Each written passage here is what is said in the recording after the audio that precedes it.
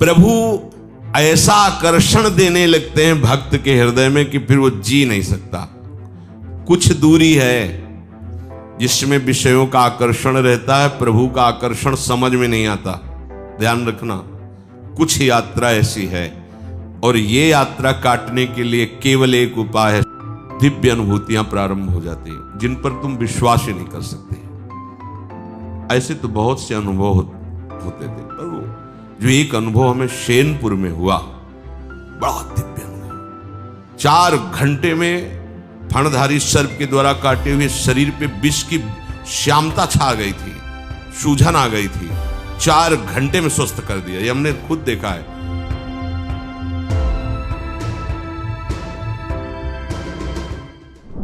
कितनी कृपा लाडली जी की कि मुझ प्रमादी को ऐसे अपने साधन में घेर रखा कि चाहते हुए भी हम विषय सेवन नहीं कर सकते और ना चाहते हुए भी हमें भजन मार्ग में चलना ही पड़ेगा। इसे कहते हैं कृपा। प्रमादी साधक समझता है परतंत्रता इसे। हाँ, हम कहते हैं अगर ऐसी परतंत्रता स्वीकार कर ली तो तुम काल के भी परतंत्र नहीं हो सकते। समुझ जाए शरण ते डरत ना काल डर, जिए काल बस ना परे। वो जी रहा है पर काल के अधीन होके नहीं, प्रियालाल के अधीन होकर, गुरुदेव के अधीन होकर। अज्ञान के कारण मंगलमय बात को तुम अमंगल समझते हो। तुम्हारे मन को घेर लिया गया है, अभी बचेगा नहीं, मरेगा। और मरा हुआ मन प्रियालाल के लीला राज्य में प्रवेश पाता है। कितना अहोभाग्य। हम जो समझ नहीं पाए थे उसको समझाने की जगह हमें अनुभव कराया जा रहा है। एक होता है समझाना, एक होता है अनुभव कराना। हम जा ही नहीं सकते, कुमार्ग के लिए अवसर ही नहीं है, कहीं कोई अवसर नहीं। प्रश्न उठ सकता है भाई घूमना चाहिए, दर्शन आदि। हाँ, घूमिए, अंतर में घूमिए और ढूंढिए कोई भी कूड़ा करकट न रह जाए। और भाव के पाद पल्लो जिनके चल करके हमारे हृदय में आएंगे, पावड़े बिछाइए भाव के, क्योंकि अत्यंत सुकुमार जिनके श्री चरण कमल हैं वो आ रहे हैं। कहाँ? स्वयं हमारे हृदय में अनुभव कराने के लिए। जब आप साधन में, भजन में तन्मय होंगे तो प्रभु के पास तुम्हें जाने की जरूरत नहीं होगी, वो स्वयं आ जाएंगे। ध्रुव जी इसी मधुवन में, मथुरापुरी में जब निरंतर भजन की वृत्ति धारण की और तदात्म भाव से अपने प्राणवायु को रोक लिया तो समस्त ब्रह्मांडों की प्राणवायु रुक गई। सांप बड़े बड़े ईश्वर कोटि के प्रजापालक प्रभु से प्रार्थना करने लगे, प्रभु रक्षा करो। प्रभु जैसे मां अपने बच्चे को दुलार करने के लिए भागती, ऐसे भागे। और वहां शब्द आया ध्रुव जी के दर्शन करने के लिए भागे। प्रभु ध्रुव जी के दर्शन करने के लिए भागे। तुम ऐसी उपासना करो कि प्रियालाल गलबहियां दिए हुए बात करते करते युगल सरकार हृदय रूपी निकुंज में पधार जाए। आ गए, आह, निहाल हो गए। अब दर्शन करना थोड़ी है, अब तो हमारे नेत्रों में बस गए। पिय मूरति नैनन बसे तेहि रस रहाय समाए। और यदि आप उपासना की परतंत्रता में नहीं है तो आप वहीं बैठ जाओ जहां तुम्हें दर्शन करने की भावना है। फिर देखो क्या दर्शन कराता है मन। देख लो, हमने तो देखा है क्या दर्शन कराता है। ये ऐसे खड़ा है, वो ऐसे खड़ा है। प्रपंच देखोगे, सामने सच्चिदानंद प्रभु है, उन पर दृष्टि नहीं टिक सकती, क्योंकि वहां अपनापन नहीं है। इसलिए अपनापन कर लो तो अभी हृदय में विहार शुरू हो जाए। नारायण स्वामी कह रहे हैं, नारायण या गौर श्याम को हृदय निकुंज बसइये, आज इन दोन पे बलि जाइए। रूप रास मृदुहास ललित अति, कैसी शोभा प्रिया प्रीतम की। वो संपूर्ण शोभा के साथ आपके हृदय में आ जाएंगे। पर वीत राग, वीत भय, बीत क्रोध, खत्म हो गया क्रोध, अब भय नहीं रहा, अब किसी से राग नहीं रहा। राग से ही भय और क्रोध होता है। प्रभु कहते हैं राग भय और क्रोध से जो सर्वथा रहित है। इतने में ही बात नहीं रुकी। मनमया, मेरे में तन्मय है। प्रभु की तन्मयता, ये बड़ा विचारणीय विषय है। कबीरदास जी कहते हैं, ठाढ़े बैठे परे उताना, कबीर कहें हम रहें ठिकाना। हम हर समय अपने ठिकाने पे रहते हैं, एक क्षण के लिए भी अपने प्रीतम का चिंतन ना छूटे।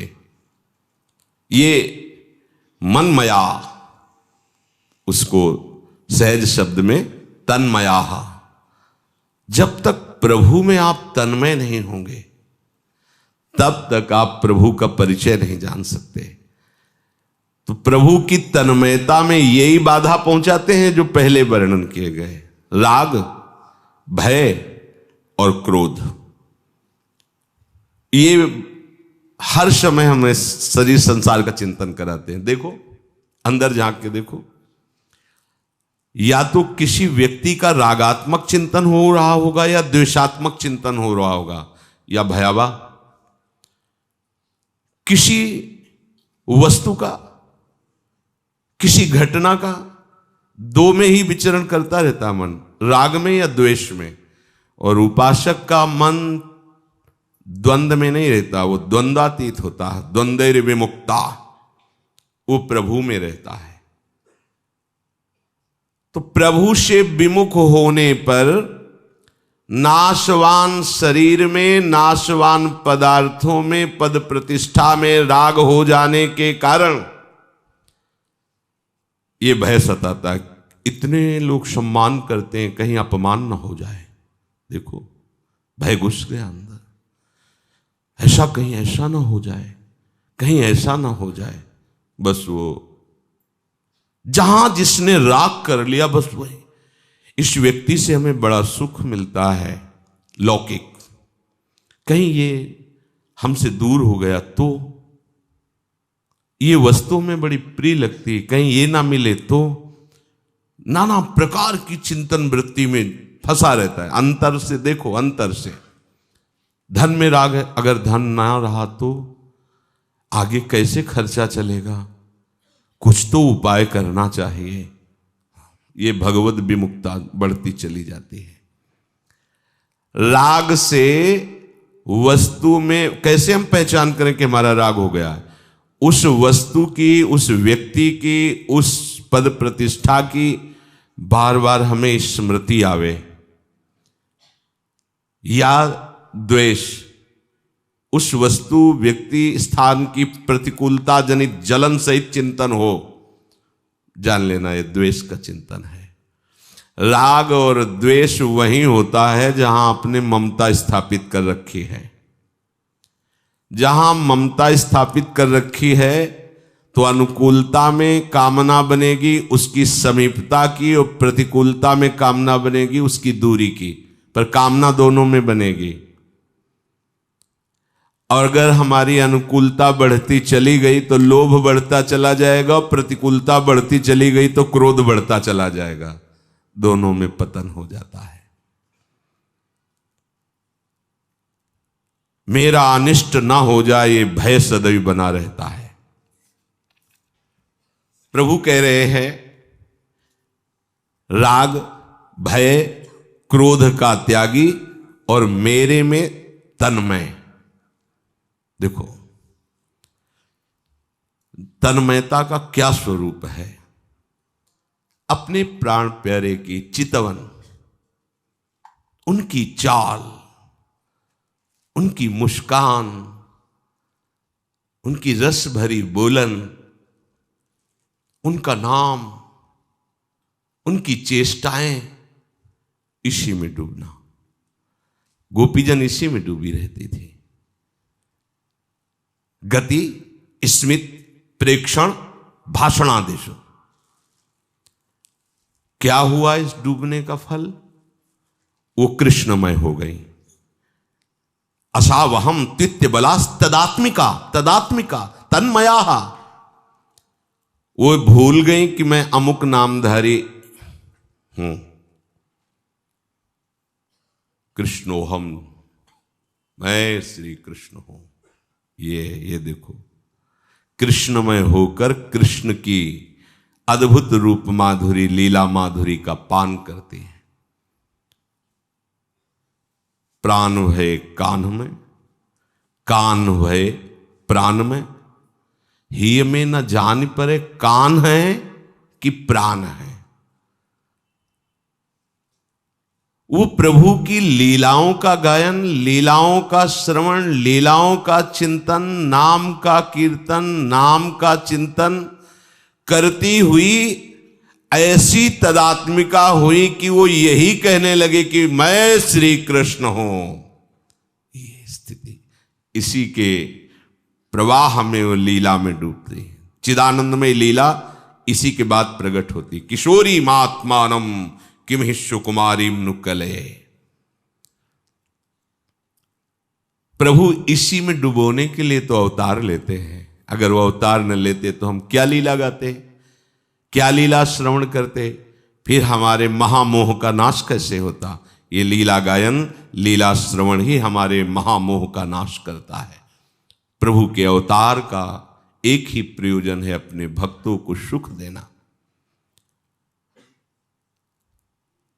जैसे छोटे बालक कंकड़ पत्थर कांच की गोलियों में इतनी ममता रखता है कि एक कोई ले ले तो उसके लिए मारपीट शुरू कर देता है, वही थोड़ा जब बड़ा होता है तो उसकी नजर में बिल्कुल ऐसे व्यर्थ दिखाई देता है और वो अपनी व्यर्थ की पीछे की चेष्टाओं में हंसता है।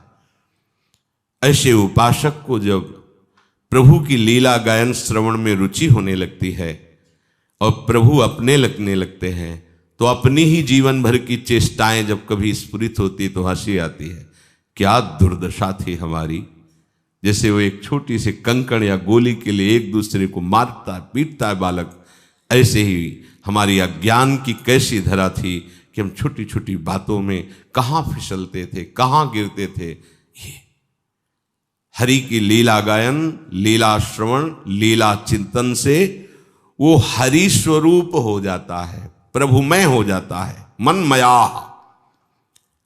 जैसे प्रभु का प्रकट होना दिव्य है, प्रभु का श्रीअंग दिव्य है, ऐसे ही भक्त का जन्म लेना दिव्य हो जाता है और उसकी सारी चेष्टाएं दिव्य हो जाती, गुणातीत हो जाती है। जो प्रभु की लीला गायन, लीला श्रवण, लीला चिंतन, नाम कीर्तन, नाम जप आदि निरंतर इसी में तन्मय रहता है। ये आपको समय मिला है, बढ़िया सौभाग्य मिला है। बहुत देर तक प्रभु में मन को लगाए रखना है। बहुत अच्छे पहुंचे हुए उपासकों में क्षमता आती है, नहीं तो नहीं होती। लेकिन कथा कीर्तन लीला गायन में आपकी रुचि हो या न रुचि हो, बैठे हो तो श्रवणेंद्रिय में पड़ रहा है। ये हमने देखा कि काले सर्प ने दस्सा, तो पूर्व के बड़े मंत्रज्ञ जन होते थे, 7 लोग लगभग आए हुए थे। और जिस समय से सर्प का जहर चढ़ना प्रारंभ हुआ था, श्यामता छाने लगी थी शरीर में। हम बालक ही थे उस समय, तो नीम के लछुए से लेके और वो मंत्र बोलते थे। अपने लोग के कोई नहीं समझ पा रहे थे क्या बोल रहे हो, ऐसे बड़बड़ाता जैसे, ऐसे शब्दों की कोई शब्दों का ज्ञान नहीं होता था कि बोल क्या रहे हैं। पर जो ही मंत्र पूरा होता तो उसमें ऐसे लहरें आती। 4 घंटे के अंतर्गत शरीर की श्यामता खत्म हो गई, जहर खत्म हो गया। तो जिसको सर्प काटा था वो कुछ जान तो रहा नहीं ना कि क्या बोल रहा है, लेकिन प्रभाव तो पड़ रहा है ना उसका, विष उतर रहा है और उतरा। ये किसी के प्रमाण की जरूरत नहीं, खुद हमने देखा है कि और कोई मंत्र काम नहीं करता, ऐसी बात नहीं। पर मंत्र का ज्ञान ही नहीं है तो नाटक से थोड़ी विष उतर जाएगा। मंत्रवेत्ताओं को देखा है, 4 घंटे में फणधारी सर्प के द्वारा काटे हुए शरीर पे विष की श्यामता छा गई थी। सूजन आ गई थी, 4 घंटे में स्वस्थ कर दिया, ये हमने खुद देखा है। तो उस समय की बात, वो मंत्र क्या बोल रहे हैं, वो जिसको सांप ने काटा उसे तो शुद्ध ही नहीं है, और वहां कोई भी नहीं जान पा रहा था कि क्या बोल रहे हैं, लेकिन विष उतर गया ना। ऐसे ही चतुरासी जी का गायन हो रहा है, श्रीमद राधा सुधा निधि का गायन हो रहा है, 42 लीला का गायन हो रहा है, आपको नहीं समझ में आ रहा, कोई बात नहीं, पर आपका विष उतर रहा है। जो संसार विष है, जो भोगाकर्षण है, जो अविद्या के द्वारा किए हुए पाप कर्म है, वो सब नष्ट हो रहे हैं। धीरे धीरे आप जब स्वस्थ हो जाएंगे तो समझ में आने लगेगा क्या गाया जा रहा है। फिर जब आप समझने लगेंगे तो आप जी नहीं सकते इसके बिना। ये मन मयाहा, प्रभु की शरण होकर के प्रभु का जब चिंतन किया जाता है तो शरणागति से सामर्थ्य आती है कि वो निरंतर प्रभु का चिंतन कर सके। निरंतर प्रभु का चिंतन करना केवल महाभागवत के अंदर इतनी सामर्थ्य, अन्य नहीं। ये बड़ी कठिन बात, विश्व में अगर कोई भी कठिन कार्य है तो भजन करना है। सब कार्य में मन सहयोग कर सकता है, भजन में नहीं करता। आप खुद देख लीजिए। और जो निरंतर भजन करते हैं इसीलिए भगवान उनके अधीन हो जाते हैं। प्रभु ऐसा आकर्षण देने लगते हैं भक्त के हृदय में कि फिर वो जी नहीं सकता। कुछ दूरी है जिसमें विषयों का आकर्षण रहता है, प्रभु का आकर्षण समझ में नहीं आता, ध्यान रखना। कुछ यात्रा ऐसी है, और ये यात्रा काटने के लिए केवल एक उपाय है, साधु संग।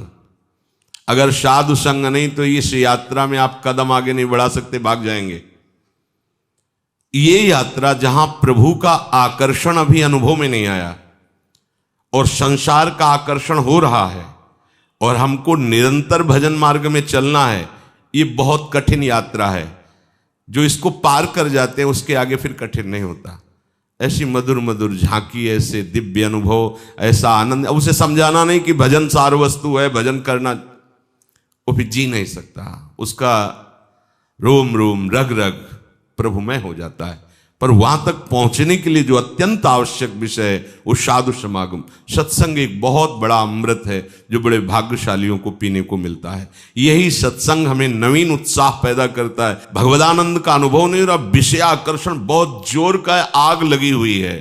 उसको ऐसा लगता है, कहते हैं नाम में रस है, रूप में रस है, लीला में रस है, धाम। पूरी चतुरासी जी कई बार गा रहा हूं, सब कुछ कर रहा हूं, लेकिन हृदय वही विषय आकर्षण से कोई आनंद नहीं। तो ये अनुभव की बात कह रहा हूं, इसलिए ये कहीं लिखी बात नहीं कह रहा कि इतना मार्ग सूखा रहता है, वो यहां की बात कह रहा हूं, छाती की बात कह रहा हूं कि कुछ दूरी की यात्रा को केवल मानकर चला जाता है, गुरुदेव की आज्ञा मान करके, और उसमें जो विषय आकर्षण होता है उनको मान करके हम उसका त्याग करते हैं। कोई आनंद बस नहीं त्याग कर रहे हैं। और वो मार्ग केवल उनकी अंगुली पकड़ के ही हम चल सकते हैं, अन्यथा नहीं चल सकते। वो केवल मनोराज्य होता रहता है। और जहां उस सीमा को पार किए, वो सीमा क्या है? अपनापन देह भोगों में, संबंधियों में। जहां ये अपनापन प्रभु की तरफ लगा तो प्रभु उसके हृदय में आकर्षण पैदा करने लगते हैं। दिव्य अनुभूतियां प्रारंभ हो जाती हैं जिन पर तुम विश्वास ही नहीं कर सकते। सबसे पहले किसी से संबंध नहीं होना चाहिए। ऐसे तो बहुत से अनुभव होते थे, पर वो जो एक अनुभव हमें शेनपुर में हुआ, बड़ा दिव्य अनुभव। ठीक दोपहर का समय, वहां दिन में कोई नहीं जाता था, रात्रि की तो बात जान, दिन में कोई नहीं। कभी ऐसे पूर्णिमा आदि को 2-4 लोग, ऐसे एकदम जंगल, 24 घंटे में 2 रोटी और इतनी अरहर की दाल के सिवा कभी कुछ नहीं था, ही नहीं कुछ कि वहां फल फूल लोग आ रहे जा, कुछ नहीं, एकदम ऋषि भूमि। अब भी है, तपोभूमि है वो। बस वो 2 बजे दिन में वो, तो दोपहर में ऐसे कोई नींद का तो शायद सवाल ही नहीं कि नींद में थे, ऐसे नहीं। एक ऐसे बारंडा टाइप पुराना था, बहुत सी लता, गंगा जी ऐसे सामने लेटे हुए थे, मंत्राकार वृत्ति।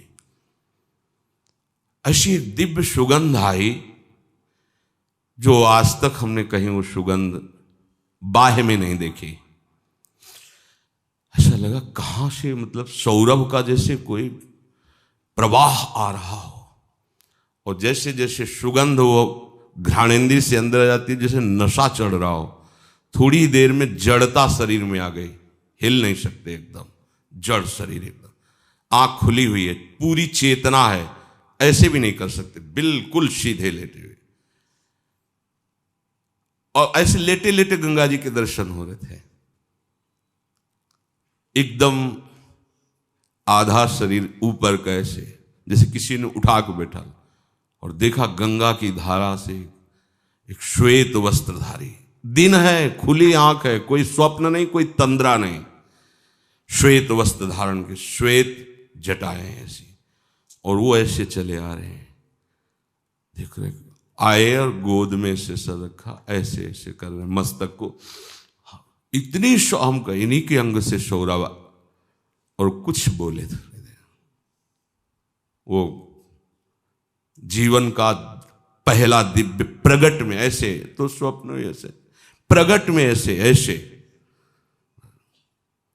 कुछ कहा, कुछ बोले, इसके बाद सीधे ऐसे, और गंगा ऐसा पार आनंद कि वो बताया नहीं जा सकता।